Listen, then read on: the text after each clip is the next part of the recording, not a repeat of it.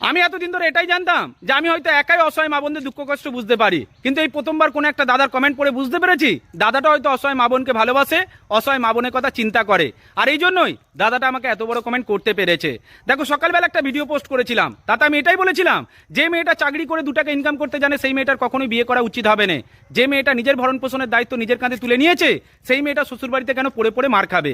সেই ভিডিওর কমেন্ট বক্সে দাদাটা আমাকে লিখেছে, এটা কিরকম লজিক ভাই, যে মেয়েটা টাকা ইনকাম করতে জানে সেই মেয়েটা কেন শ্বশুরবাড়িতে যাবে না? তুমি তো মেয়েদেরকে কুযুক্তি দিচ্ছ।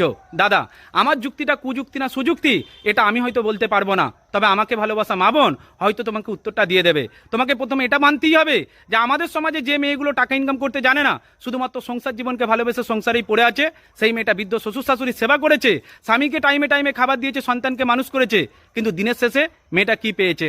শুধুমাত্র 4 বেলার ভরণ পোষণ আর অত্যাচার, লাথি ঝাঁটা খেয়ে মেয়েটাকে বাঁচতে হয়েছে। সুতরাং আমাদের সমাজে যে মেয়েটা টাকা ইনকাম করতে পারবে না তাকে স্বামীর হাতে লাথি ঝাঁটা খেয়ে বাঁচতে হবে, কিন্তু যে মেয়েটা টাকা ইনকাম করতে জানে সে কেন বিয়ে করবে? যে মেয়েটা টাকা ইনকাম করতে জানে তার তো একা লড়া করা উচিত হবে, সে নিজের বৃদ্ধ বাবা মাকে সেবা করবে, এটাই তো হওয়া উচিত। এটা কিন্তু সমাজে মানুষ মানতে রাজি হচ্ছে না।